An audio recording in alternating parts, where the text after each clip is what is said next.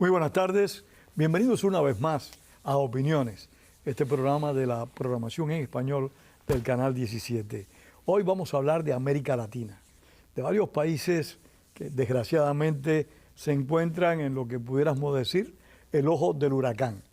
Y consideramos que la persona más indicada para abordar este tema es mi amigo Carlos Sánchez Berzaín, un profundo conocedor de la realidad latinoamericana y realmente, como lo valoramos muchos de nosotros, un agudo analista, un profundo analista en su condición de politólogo. Carlos, gracias por estar con nosotros una vez más. Gracias, Pedro. Encantado. Un saludo a toda tu audiencia.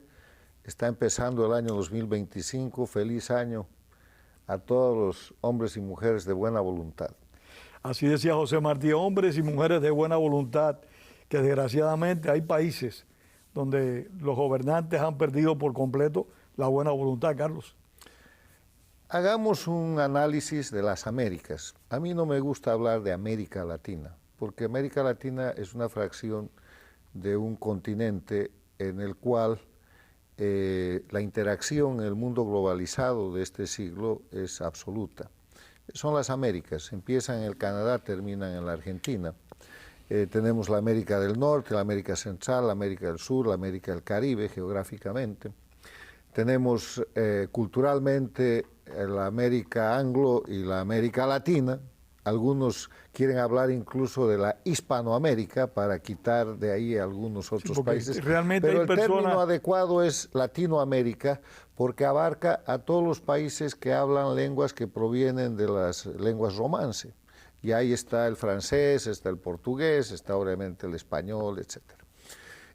Si hablamos desde el punto de vista económico, tenemos una América del primer mundo y tenemos una América en desarrollo que se hubiera llamado del tercer mundo. ¿Cuál es la América del primer mundo desde el punto de vista económico? Estados Unidos, Canadá, acercándose a ese nivel, deberían estar Argentina, México y Brasil, pero han sido dañados por sus gobiernos progresistas y están nomás en la esfera superior de lo que son los países en desarrollo. Colombia, ahí. Pero el primer mundo está formado en las Américas básicamente por Estados Unidos, que es la primera potencia mundial, pero es parte de las Américas. No puedes hablar de Latinoamérica sin hablar de Estados Unidos y del Canadá, que es un país extraordinario. Y estas Américas tienen también otra forma de clasificarlas. La América democrática y la América dictatorial, la no democrática. Y en el siglo XXI esta América dictatorial, como lo hemos explicado varias veces, ha crecido.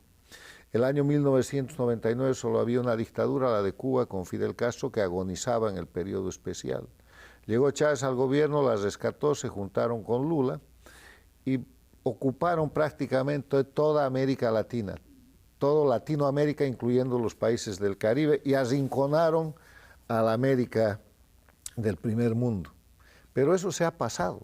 Se ha pasado porque la corrupción, el narcotráfico, la crisis, el hecho de que estos son gobiernos de crimen organizado, aunque hemos cerrado el año 2024 con 4 dictaduras y 4 gobiernos paradictatoriales, la dictadura jefe de Cuba, la de Venezuela, la de Bolivia, la de Nicaragua, y los gobiernos paradictatoriales, que son gobiernos en democracia, elegidos democráticamente, pero que le deben su elección a las dictaduras y por eso se ponen al servicio de las dictaduras, que son Brasil con Lula, Colombia con Petro, México antes con López Obrador, ahora con Sheinbaum, y Honduras con la señora Castro, que ha hecho una irrupción importante, pero han perdido a Chile, que en el tema específico de Venezuela y siguientes se ha desmarcado y ha dejado de ser paradictatorial. Sí, este hombre ha asumido una actitud totalmente independiente.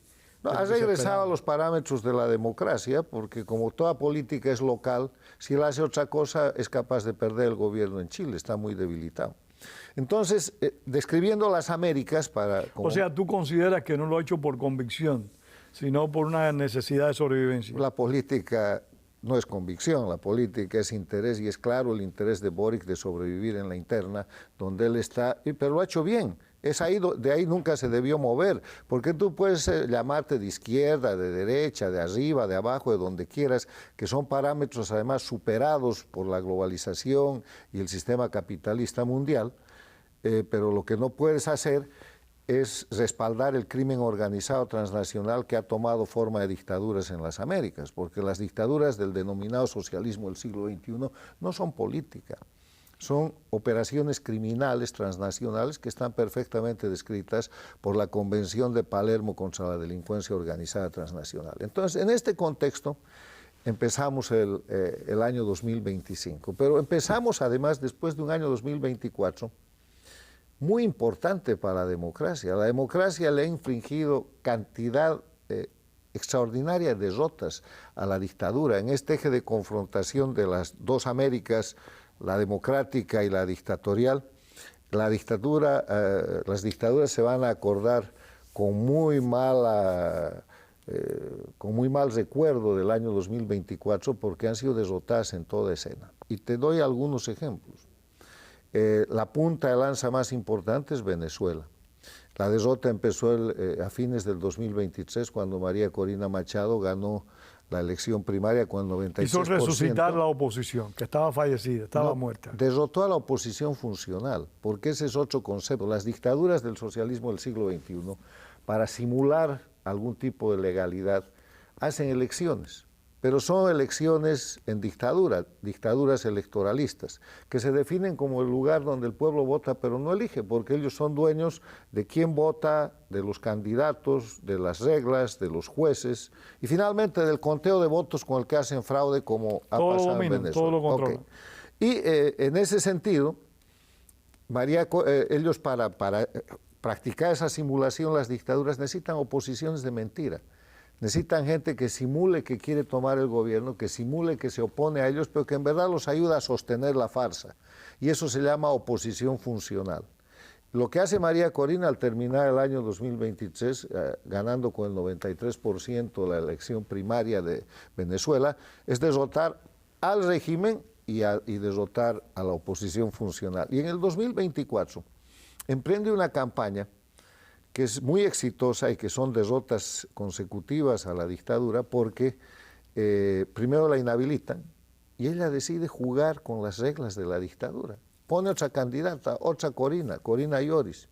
La inhabilitan, pero mientras tanto ella movilizaba al pueblo y escoge de la muy lista sagaz, aparte de valiente. Sí, de la lista de candidatos aprobados por la dictadura, coge uno, Edmundo González Urrutia, pacta con él, lo vuelve el candidato y lo lleva a la elección.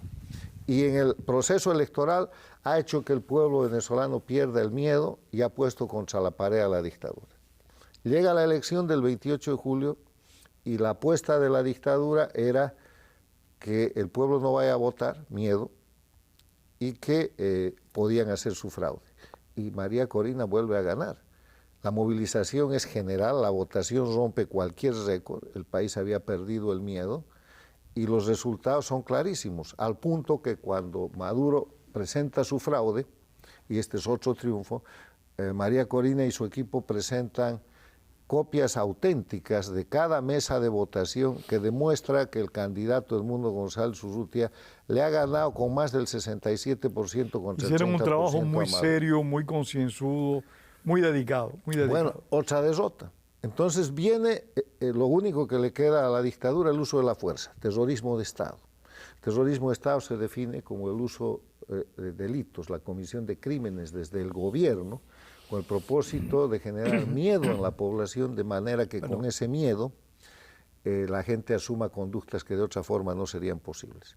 Y empiezan las detenciones arbitrarias, los asesinatos, más de 25 muertos, la tortura, la persecución. Se refugian 6 miembros del equipo de María Corina en la Embajada Argentina y hasta ahora siguen ahí y nunca les dan salvoconducto. Meten presos a defensores de derechos humanos, líderes de instituciones no gubernamentales, terrorismo de Estado. Pero además, para ejecutar ese terrorismo de Estado, la dictadura, que había perdido inclusive en los niveles militares y policiales de Venezuela, porque por ejemplo en La Carlota, que es el cuartel principal, o en otros recintos, la gente votó. Y el resultado fue que el repudio contra Maduro era de más del 70%. O sea, él desconfía de esos militares que han votado contra él e importa tropa de represión, más de la que ya tenía, porque Venezuela es un satélite cubano. Lleva las avispas negras de Cuba, grupos Wagner, grupos de represión especial de Bolivia y grupos sandinistas de Nicaragua. Y con eso controla tanto la Fuerza Armada venezolana, a los hombres y mujeres de armas de Venezuela, como la calle donde producen terrorismo de Estado, y pone a su archoenemigo, Maduro, a Diosdado Cabello, de ministro de la represión, de ministro del control del interior. Entonces, otra derrota. Y llega el famoso 10 de enero, hace unas horas, hace unos días, precedido de una gran marcha en la que María Corina Machado vuelve a movilizar no solamente a Venezuela, sino al mundo, con un presidente electo reconocido por los países democráticos del mundo como el presidente que tiene que jurar. Y estamos en un escenario en el cual se ha autojuramentado el dictador Maduro por enésima vez, pero esto ya no es ni siquiera una dictadura, es una situación de ocupación. Un grupo criminal ocupa Venezuela y hay un presidente constitucional que se llama Edmundo González Urrutia, que tiene como primera obligación desalojar a ese grupo criminal del territorio venezolano. La ocupación en el derecho internacional se define a un país cuando se encuentra bajo el control efectivo de un grupo, un control efectivo no consentido de un grupo o de una entidad que no tiene soberanía.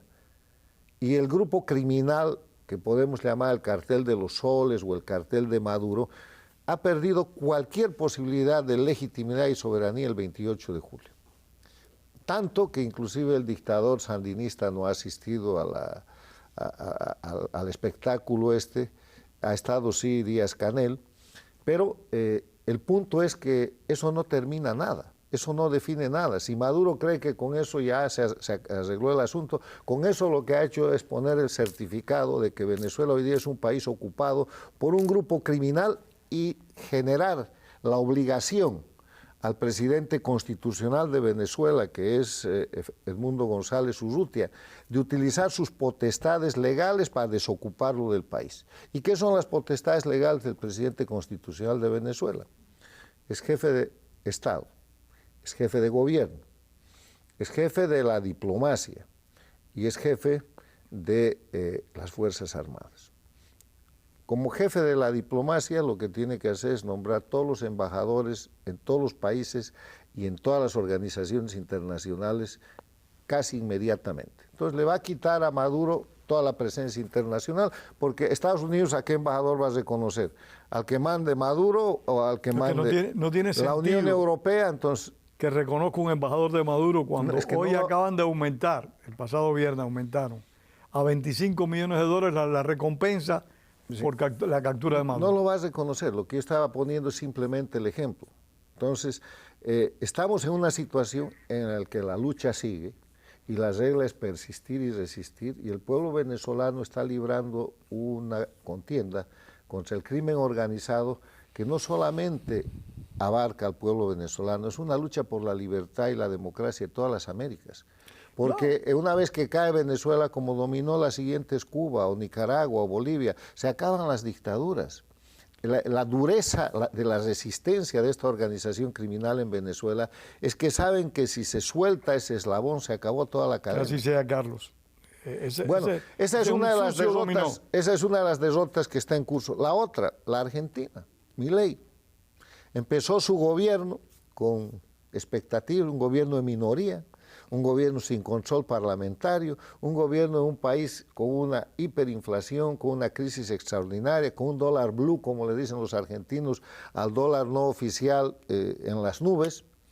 Y después de un año, lo que ha logrado Milei no solamente ha sido reducir a cero el déficit de la Argentina, estabilizar la economía, sino que ha vuelto a poner a la Argentina en el escenario del liderazgo de las Américas y del mundo. El liderazgo de Milei es mundial y es un liderazgo en función de la libertad, en función de reclamar el derecho que tiene el ser humano de vivir libremente con la menor injerencia de grupos que se apoderan del Estado para oprimirlo. Y le está yendo extraordinariamente bien, al punto que es un referente para el nuevo presidente de los Estados Unidos, es un referente para Europa, para Italia, para la Unión Europea, y de nuevo ha puesto a la Argentina en el escenario del liderazgo mundial que tenía hace 50 años. Otro tema. La sacó del basurero. Otro escenario, porque estamos hablando de América. Han habido elecciones en Estados Unidos y con una votación masiva, 60 y tantos % de votación, ha ganado el presidente Trump 47, Donald Trump. Ha sido una victoria que nadie puede cuestionar porque este país quiere cambio y es una cuestión que... ha sido una victoria sólida, indiscutiblemente. De las más sólidas que se han visto. Muy sólida. Okay, en la historia. Y en esa dinámica lo que hay que ver después es la diferencia en la preparación del gobierno de Trump 47 con lo que fue su antigua presidencia. En el anterior gobierno Trump no designó, creo que ni el 50% de los cargos que políticamente tenía que designar. Ahora lo que tiene es un equipo político-administrativo muy sólido, tiene una jefa de gabinete muy prestigiosa y muy eficiente, y las designaciones que ha hecho, las nominaciones que están esperando confirmación, empezando por el secretario de Estado, que es el cargo más importante, Marco Rubio, siguiendo con el asesor político de la Casa Blanca para temas de seguridad, el congresista Weiss, continuando con toda la larga lista de designaciones que tiene, muestra un gobierno de una solidez impresionante que está, digamos, apoyado por otra persona que ha de ser reconocida por la historia como un genio de nuestro tiempo, que es Elon Musk, que es el empresario más rico del mundo, acaban de certificar su riqueza, pero que además tiene un criterio práctico al que Trump le ha dado la tarea de establecer un ministerio para recortar el Estado y hacerlo más eficiente. Bueno, ¿cómo más pueden perder los dictadores? O sea, te he dado 3 casos, pero hay más todavía. Háblame de México, Carlos, si tienes oportunidad. Sí, México. En México ha ganado el prorroguismo de López Obrador con la señora Sheinbaum. Pero de inmediato han empezado las dificultades, porque pasada la narrativa que manejaba de una manera eficiente López Obrador, que no tiene la señora Sheinbaum, la primera constatación que se ha hecho es que México es un narcoestado. Y a esa constatación ha ayudado, después de ganar la elección, el presidente Trump 47, que ha señalado con claridad 2 cosas, entre otras, respecto a México. La primera, que es la base de agresión a los Estados Unidos con la droga, el fentanilo, que es un producto chino fabricado en México, según señala el presidente Trump. Y en ese mismo elemento de agresión, el hecho de que México es el puente de la migración forzada contra Estados Unidos, enganchado con todos los enemigos de Estados Unidos, donde está Cuba, Venezuela y todos los países que han agredido con el tema migratorio.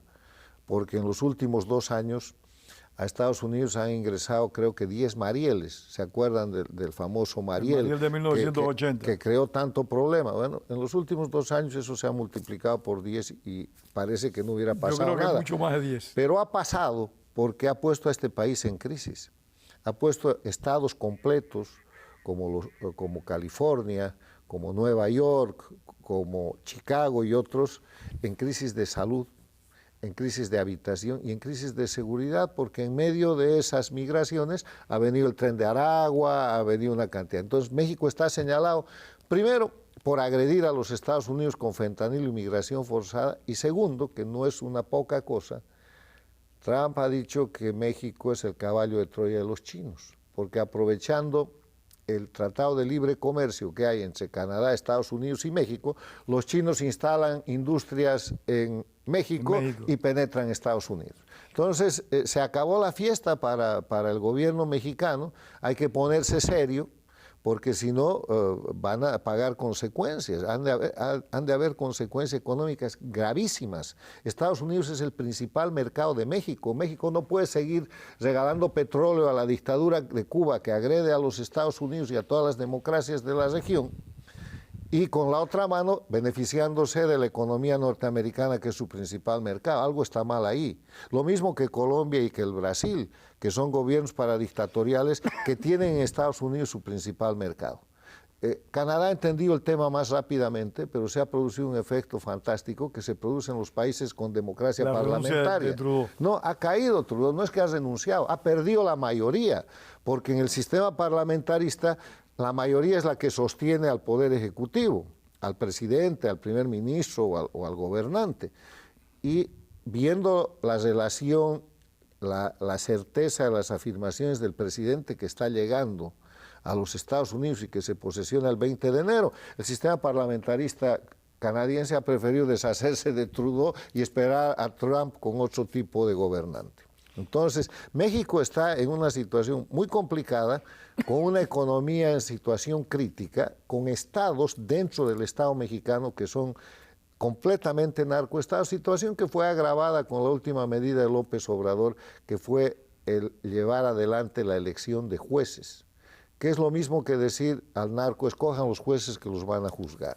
Entonces, México tiene que hacer un proceso de reinstitucionalización y de reinserción en el sistema democrático muy serio, y yo creo que si no lo hace por una dinámica propia y rápida interna, como están haciendo los canadienses, Trump los va a ayudar. Es una señal muy complicada. Entonces, el 2024 eso sería interesante. muy problemático eso, Carlos. Bueno, el tema es que gobernar es un problema. Y cuando eres la primera potencia del mundo y tienes vergüenza de ser potencia, es más problema. Está llegando un presidente que no tiene la vergüenza de decir nosotros somos la primera potencia del mundo, somos los que compramos y vendemos, los que ponemos las reglas y vamos a poner las condiciones. Y está listo para discutirlas. Eso es un peligro, Carlos. Yo creo que es un momento de reequilibrio. Sí, no, estoy de acuerdo contigo que es un momento de reequilibrio. Es más peligrosa la situación actual en la que se había vuelto un deporte mundial que a Estados Unidos le toque en la parte baja de la espalda. Yo temo mucho, y tú eres un profundo conocedor de la historia, un retorno de Roma. La Roma parte imperial. De Roma? Roma ha sido tan extensa. Sí. Mira, cualquier parte de Roma después de la República es extremadamente peligroso. Eso es pura semántica. Me vas a disculpar, pero tengo que tranquilizar. Yo simplemente lo que no estoy de acuerdo contigo. Ver, el mundo en el siglo XXI es un mundo que tiene 3 características que no van a cambiar hasta fin de siglo, por lo menos. Adelante. Es capitalista. Es desde que desapareció la Unión Soviética y el capitalismo le ganó al comunismo. Todo el mundo es capitalista. La China comunista es capitalista. Por supuesto. Rusia es capitalista. Cuba es capitalista, si no hay que ver... No, Cuba curiosamente, Cuba absolutamente está dejando el modelo totalitario atrás. No hay manera de dejar el modelo porque el modelo mundial es capitalismo. Gaesa y todo el sistema que tiene Cuba y la riqueza de los Castro, de los herederos y de los miembros del buró criminal dictatorial de Cuba es todo capitalista. Algo muy importante, y lo he escuchado en estos días en varios lugares que he ido. Están abriendo agentes castristas negocios aquí en la ciudad de Miami. No, los tienen desde hace rato. No, pero ahora están abriendo más. Bueno, están ahora invirtiendo en muchos restaurantes y están invirtiendo en lugares de consumo rápido para ellos revertirse y ganar el dinero con rapidez. Bueno, el mundo del capitalismo no mira el color de tu dinero, mira tu trabajo y mira tu empeño, pero hay un sistema muy eficiente en Estados Unidos que es el antilavado de dinero. Ya estarán cayendo. Si lo que tú dices es cierto, que caigan pronto. Vas a tener noticias. Pero en todo caso, yo quiero quitarte esto de la cabeza, de que Roma, Roma además ha tenido muchas etapas, la republicana, la imperial, la decadencia, etcétera. Yo creo que Estados Unidos perdió a partir de la política desarrollada por el presidente Bush II su condición de líder mundial unipolar. Nos quedan 3 minutos, Carlos. Sí, y eso trajo consigo la aparición de la guerra global con la invasión de Rusia a Ucrania, donde todos los países están metidos, por eso la guerra es global, aunque el frente es pequeño. El segundo frente fue el ataque terrorista a Israel, que ha controlado esa situación. Y eso ahora va a tener un nuevo orden porque hay los actores, como la dictadura de Irán, como la situación de la agresión rusa sostenida por Irán, por China y por Corea del Norte, van a tener un tono diferente. Pero en general, el 2025 empieza con una visión optimista para América, para las Américas, para todas las Américas. ¿Por qué optimista? Porque se está privilegiando la libertad, el Estado de Derecho, el respeto a los derechos humanos, un principio extraordinario de libertad que dice que tu libertad termina donde empieza la de los demás, y se está privilegiando el sostenimiento y la recuperación de la democracia. Esperemos que así sea. Todo indica que se va por ahí. El tema de Venezuela es la... ¿Tú crees que es clave, primordial? Es clave, es el nudo de la cadena que va a reventar el sistema y que va a determinar la caída de Cuba, donde, entre otras cosas, el pueblo nunca ha dejado de protestar. Yo quiero recordarles una estadística que acaba de salir. El año pasado es el año donde más protestas han habido en Cuba. Y por eso Cuba tiene casi 2.000 presos políticos, han habido muertos en prisión de nuevo, hay tortura. Está igual que Venezuela. El único tema es que como no han abierto la elección y no ha aparecido una María Corina Machado, Venezuela es el punto de quiebre para liberar a las Américas. Que así sea, Carlos, que sea el punto de quiebre necesario, porque realmente estamos hartos. Y sigue, el juramento de Maduro no quiere decir nada. Yo quiero terminar con esto. Es el certificado del crimen organizado ocupando un país que tiene la obligación de recuperar el presidente constitucional Edmundo González Urrutia y su vicepresidenta María Corina Machado. Carlos, muchísimas gracias. Encantado. Y gracias a ustedes por haber estado con nosotros una vez más. Tengan todos, reitero, un año feliz, con mucha salud y por supuesto con una muy buena economía. Gracias a Carlos Sánchez Berzaín por haber estado con nosotros y tengamos siempre presente la frase del apóstol José Martí. La palabra es para decir la verdad y no para encubrirla. Hasta el próximo domingo y reitero, muchas gracias.